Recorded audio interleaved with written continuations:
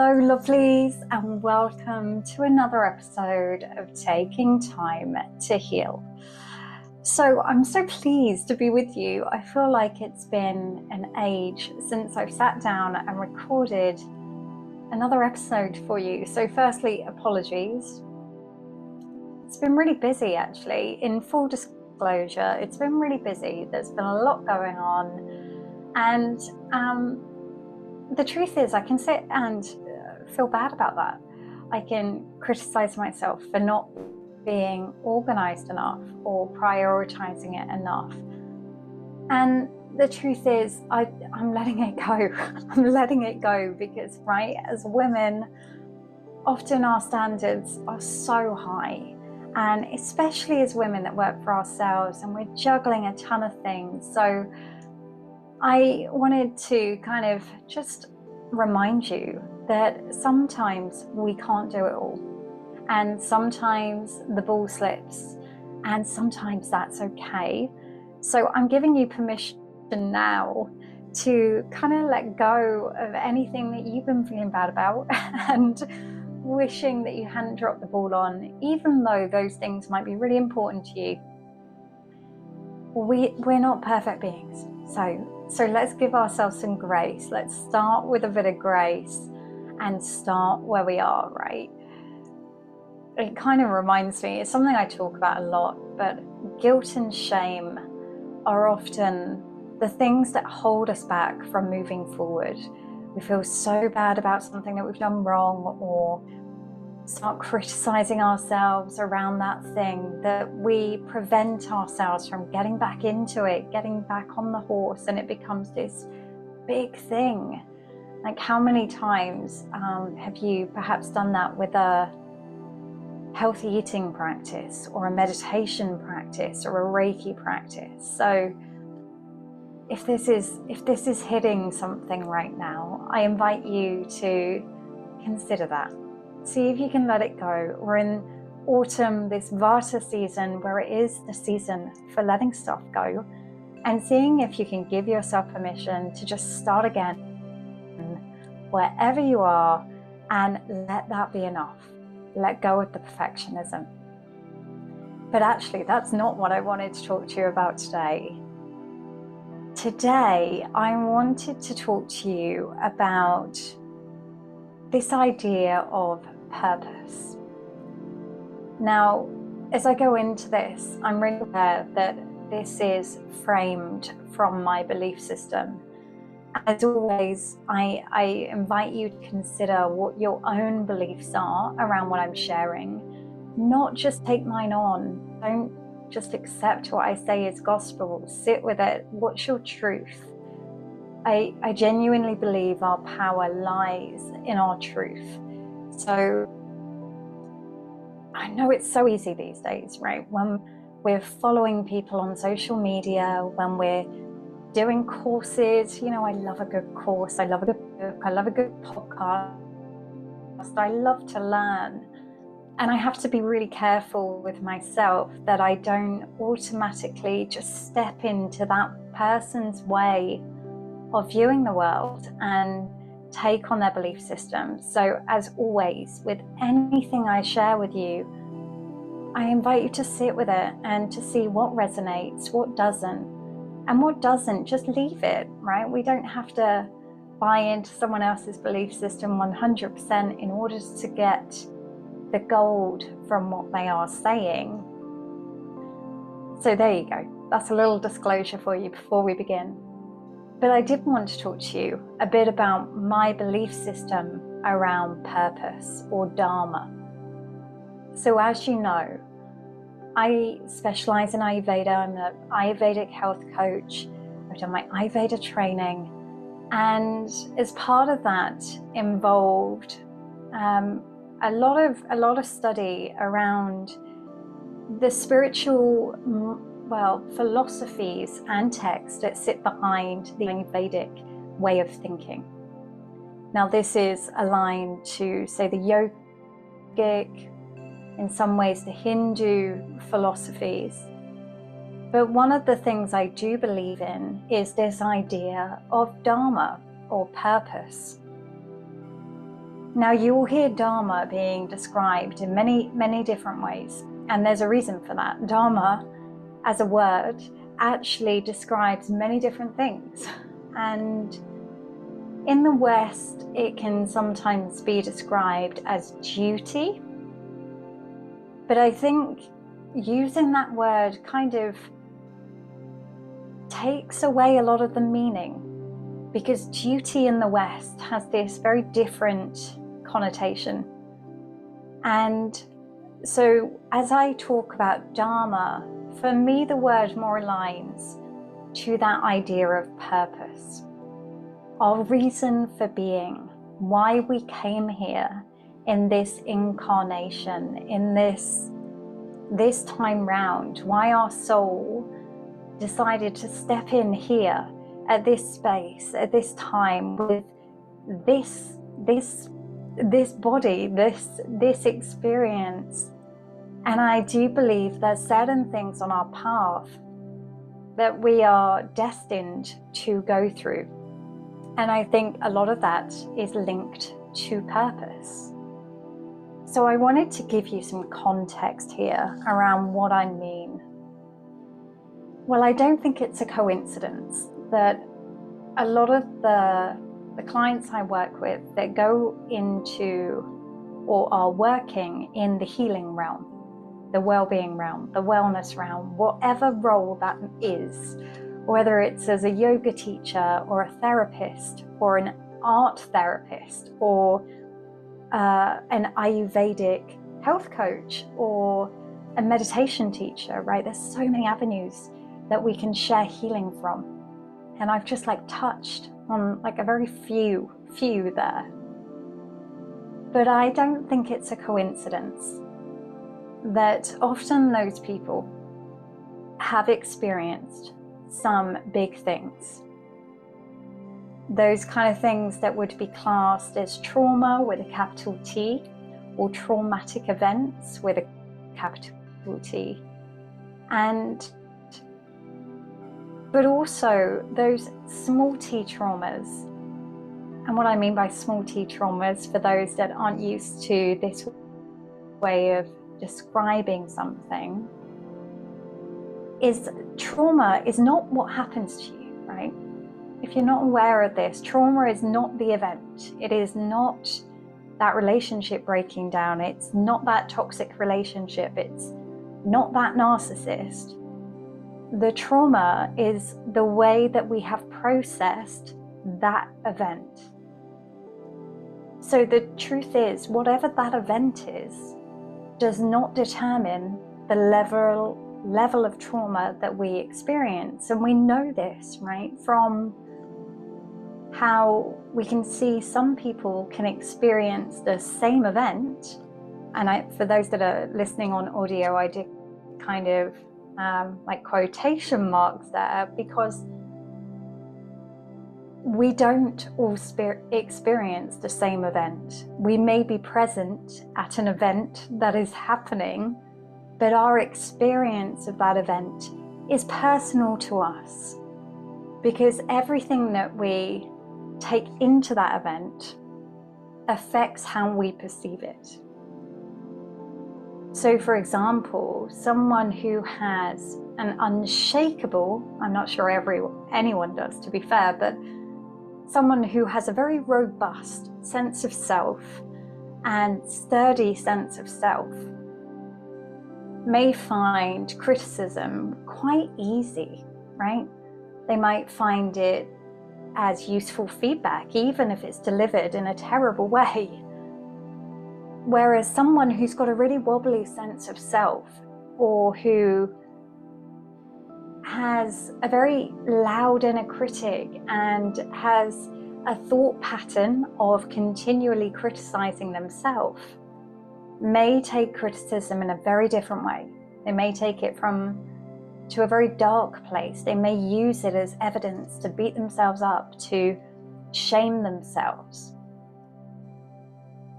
But what I think is really interesting, something that I've observed, is those of us that often go into the healing realm, will often have experienced some really big things. And off the back of those big things, have dealt with the big things internally. And when I say dealt with, I'm using that phrase really loosely, because often there's no end point to that, right? It's just we become more aware of our patterns, we become more aware of our behaviors, we become more aware of tools and strategies that can help us in those moments. And we become more familiar at using those and of forming new patterns. And yeah, there's still going to be times when we slip back, when we're like, oh wow, I'm doing that thing again. How did I end up here? You know, this is not unusual. And so the reason I'm sharing that is because I think there's something really empowering in the idea that if we are here for a reason, if we are here, you know, like my belief system and many belief systems around the world have this idea of some sense of Dharma or purpose that we came here for in this incarnation. I think there's something super empowering in considering, what if everything I've experienced up until this point has been preparing me for this thing I'm here to do?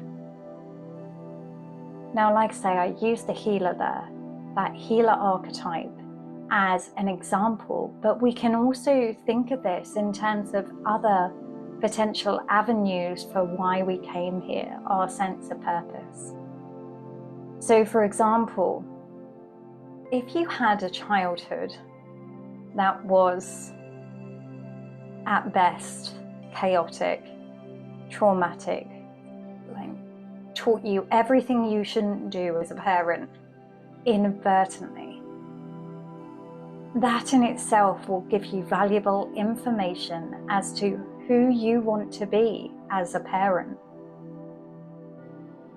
Say, for example, you've experienced great tragedy and turmoil in your life thus far, yet you have this innate desire within you to create these magical stories that are going to be healing and absorbing and actually capture people's imagination and suck people in, then you have got the most amazing experience to draw from.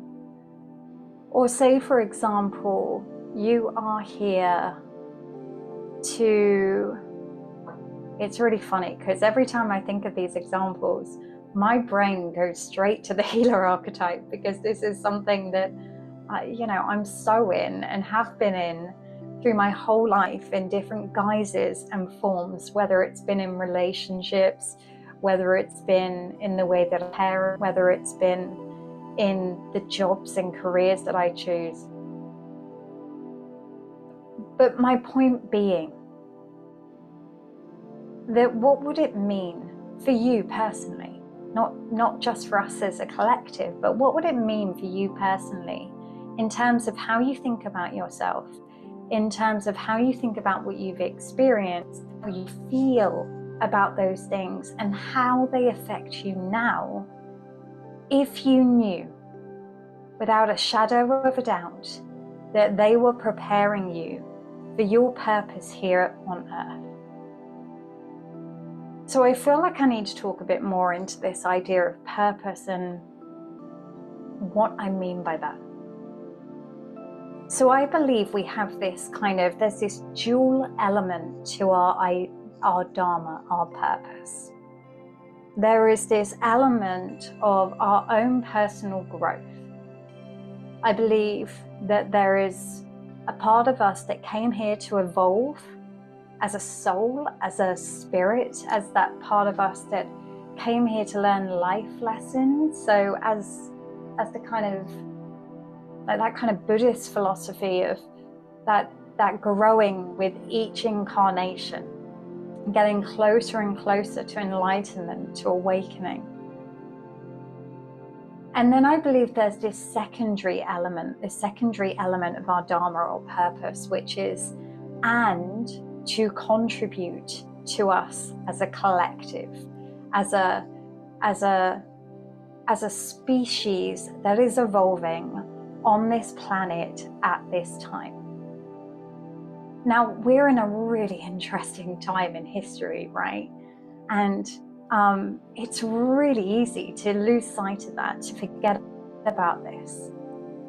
But at no other time have we had more access to things like information, to have access to communicate to people across the world. Like, it still blows my mind when I do like the Insight Timer. I'll often do live meditations on the Insight Timer, and we'll have people joining from America, Australia, the UK, Sweden, and we're all sat there together meditating on this like electronic platform, and it just blows my mind that we have this technology to do this, and we don't have to go back that far for that to have been considered crazy and impossible, and no way could we do that. So we're living in a really interesting time for us as a collective species. We have developed technologies that are beyond comprehension of like 100 years ago. Like I think back to my grandma, who was born in 1912. She's no longer with us, but she passed away when she was 100. And I think back to what she experienced between 1912 and 2012. I mean, what a century to be alive, to see all of these different changes that are happening. And so it does get you thinking, okay, so where are we heading? And we look at things like the rise of AI, and the truth is, I don't have an opinion on, in fact, I tend not to label things as good or bad, because I don't believe things generally are. It depends on the context, right? It depends on how they're used. It depends on so many different factors. So I try to be really careful with myself in terms of, if I start stepping into judgment around, for example, AI is bad, right? Don't get me wrong, I have concerns, as I'm sure many of us do. I have real concerns around how it could be used and how it could be abused and that side of things. But I also have a lot of hope around, wow, if we could have that system that collectively held information of, like, for example, the scientific research around cancer studies, and that intelligence of that AI is growing by the day. Imagine how quickly we could solve some of our collective problems. Now, like I say, there's also concern. I get that. I feel that. So one of my beliefs, I believe, around this is, collectively, if we are to keep up with the technology that we are creating, and let's not be naive here, right? That no one is stopping in terms of that technology continuing to grow and change. And you know, it's too late when it comes to AI. It's already out there. That's not going anywhere. If anything, it's only going to increase. So from my perspective, I genuinely believe the way that we're heading is into this. And I feel like I need to be really careful what words I use here, because it can sound pretentious or woo-woo. But I feel like our next step in evolution is us evolving our level of consciousness, our level of self-awareness, our level of understanding why we make the decisions we make, why we carry out the behaviors we carry out. And I believe we all have our own individual parts to play in that. Some people will be playing their part through the art they're producing, art that makes us stop and think and consider. For some people, it will be through the stories they produce, and that may not even be overt. It may be something in the subconscious. It may be something that's coming through in an abstract form that we don't even have an awareness of. And some people, it may be more obvious. You know, you may feel this innate desire to be a meditation teacher, or perhaps you already are, or perhaps you're drawn to energy medicine or plant medicine, or perhaps for you it's more about the environmental piece and ensuring that stays on people's consciousness. And perhaps you step into activism around that. My point being, I don't think we need to know our collective goal. I think what is really important for us to understand is, what does our soul, our individual sense of self, know to be true for us? Now, this may sound like a bit of a wishful thinking piece. However, the reason I believe this to be true is when you look to nature, when you look, and I do refer to nature as my kind of roadmap, if I'm honest. My kind of nature to me is my kind of philosophy. It's my wisdom teacher. It is my, to me, it's like a map to the divine, because it shows the innate intelligence of that which has created this world, that has created us. And nature is a beautiful example of the intelligence that sits behind that. So I will often talk to you guys about, you know, we don't question the wisdom of an oak tree to do its thing, right? It knows what it's doing. It creates those leaves so it can feed itself. It creates those acorns so it can populate. You know, nature knows what it's doing. And so from that point of view, so do we. We have the answers on why we came here. We have the answers of what our role is. The problem is when we try and do that cognitively. Now, what I mean by cognitively is when we start to try and unpick this only with the brain, we will get limited results, because that data is tainted. And when I say tainted, I mean tainted in the respect of, this is the way that we function, the way that we think about things is clouded by everything we were taught and everything we interpreted up until the age of about 7, 8, 9. So those early years, we start forming our own set of rules around what's okay, what's not okay, what's allowed, what's not allowed, what we're allowed to do, what we're not allowed to do. And some of those rules make sense. Some of those rules keep us safe. Some of those rules allow us to be part of society. But a lot of those rules actually don't make sense. They were given to us by people who had, you know, either been taught something that made sense to them at that time, but no longer makes sense now, or they had, their little brain had come up with something, a belief, to make sense of something that was going on around them, and actually it was never true. So this is our conditioning. Now, there's nothing innately wrong with conditioning.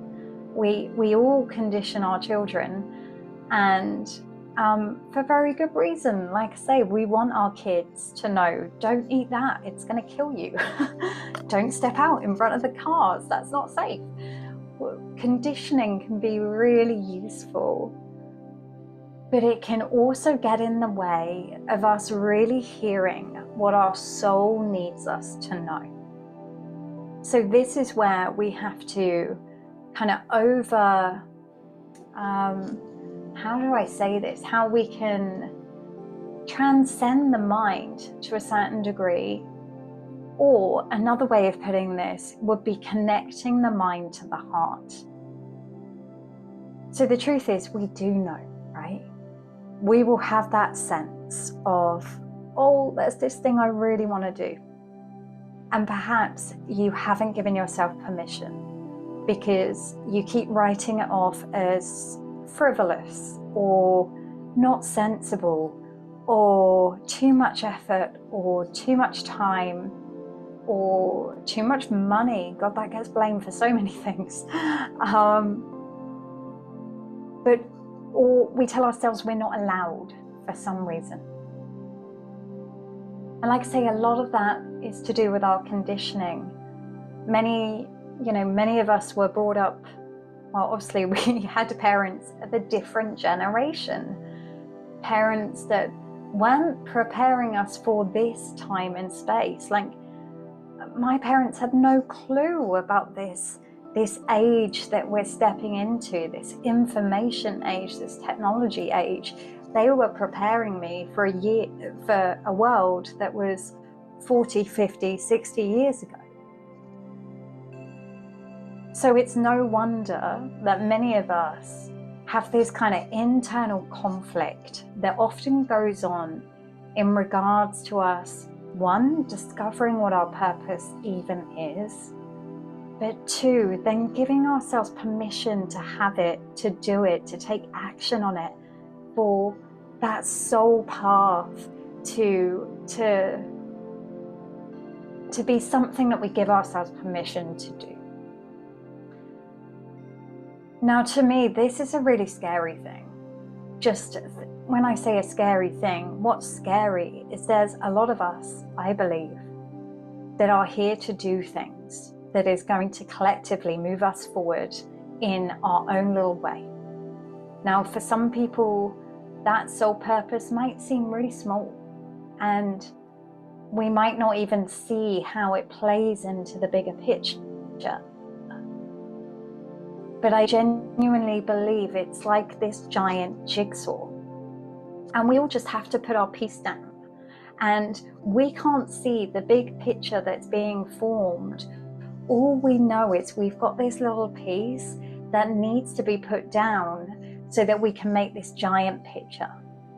Now, the problem is there's so many of us that have been conditioned to perhaps value the wrong things, or to spend our time and energy in the wrong places, so that we're hesitating to put that piece down. Now, enough people don't put their piece down, and that jigsaw takes longer and longer and longer to form. Now, I have the concern that the longer we all take to collectively take that next step in our evolution, the longer this chaos continues to reign. Now, I'm not saying this chaos isn't part of the big plan. Who knows? It might be just what we need, and I believe a bit of chaos does wake us up. I do believe chaos, it does have its own benefit, right? Divine Feminine is this chaotic, creative, beautiful force. But I also believe that we collectively, well, actually no, individually, we each have a responsibility to honor what our soul is here to do. Now, that may sound like a big thing for a lot of people, and that may sound, like say, even pretentious or overwhelming. And to a certain degree it is. But there's another side to this. This is a really useful mindset to step into if you know there's something here that you came here to do, or you have this sense that I'm here to help people, I'm here to do this thing. But that ego, that little voice inside is going, oh yeah, but who are you to do that? Who are you to do that thing? Everyone's going to judge you. No one's going to take you seriously. People might laugh at you. What if you screw it up? And all those insecurities, that little sense of self that is so scared of getting hurt, is holding you back from you putting that jigsaw piece down. Now, not only collectively does this have consequences, I believe for individually, this is such a horrible place to be, right? I remember early on in my journey, this kind of tug of war that I had going on, where I knew I was here to do this, right? There were so many things. I could tell you all of the things along the path of exactly why this is exactly what I should be doing. From everything I experienced as a child, to the things that I went through in terms of my health, to the way that my brain interprets the world, to the things that I became interested in even long before I even knew this was the path I was supposed to be on.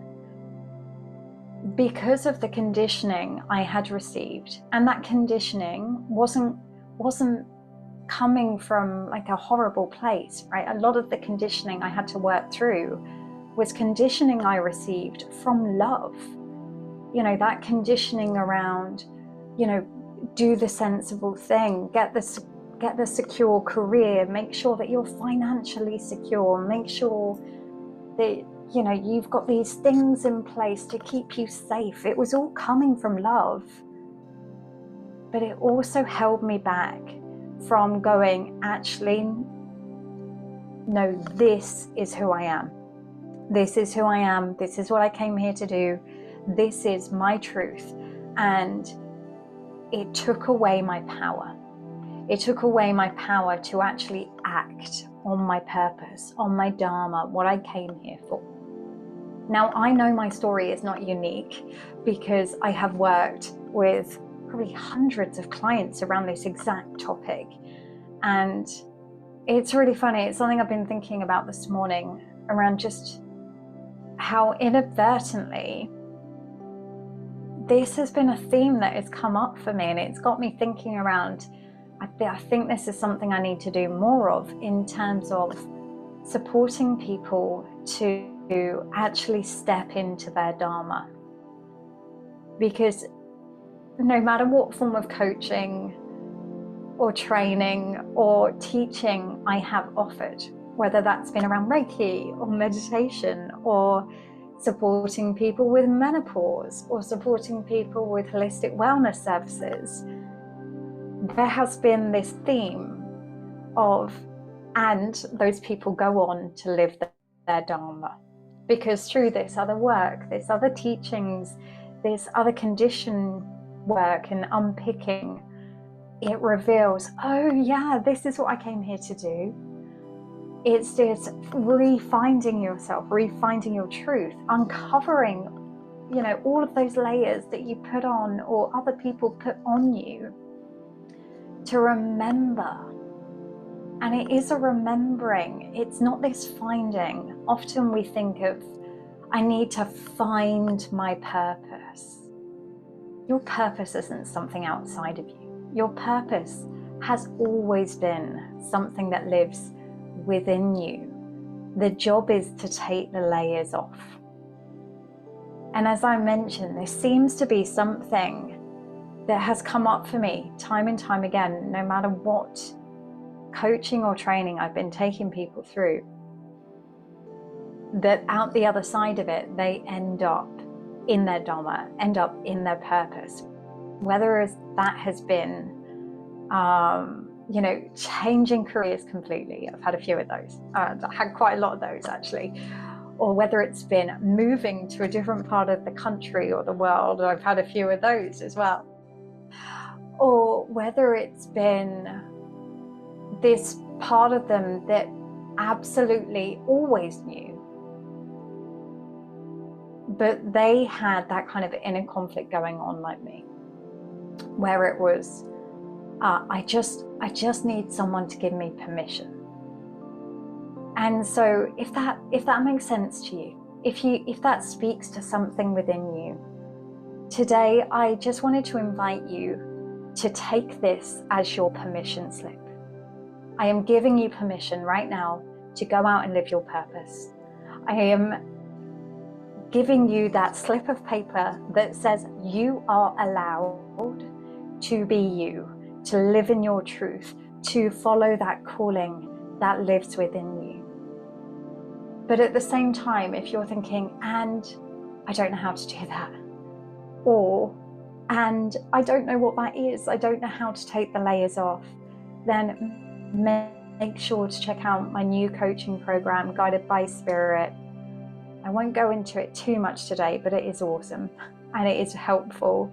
And I've also released a brand new bonus today, which means that you get a Dharma report based on your human design. And if you haven't gone into human design, oh my gosh, you are missing out on a whole world of absolute gold that will support you in the way that you live your life. And I may do another podcast episode on that at some point soon. But for now, I just wanted to give you this permission slip. If you've been waiting for someone to tell you it's okay, it's okay to live your truth. It's okay to live your purpose. It's okay to go out and be the person that you are and do the thing you came here to do. It's okay to let go of fears around judgment. It's okay to put those things down and just be you. Here it is. And I would love to hear what you do with this permission slip. So please feel free to reach out to me on Instagram, on email, on Facebook, however you want to do that. I would really love to hear where this permission takes you. And for those of you that are already doing it, already rocking it, well done. I know it's hard. I know there were times when you probably doubted yourself. I know there were times when it felt really scary. And I just want to say, in case you haven't heard it in a while, well done. Well done. Okay, lovelies. I am going to love you and leave you now. I am hoping to be back soon with another episode. I'm not going to make any commitments on when that's going to be, but it will be as soon as I have the availability to do it, hopefully not too long. And yeah, sending you so much love. I hope those of you that feel that call decide to come join us on Guided by Spirit. It is a beautiful group program that will help you take off those layers that are standing in the way between you and living your purpose. And reach out if you've got any questions. Otherwise, I will see you soon. Take care.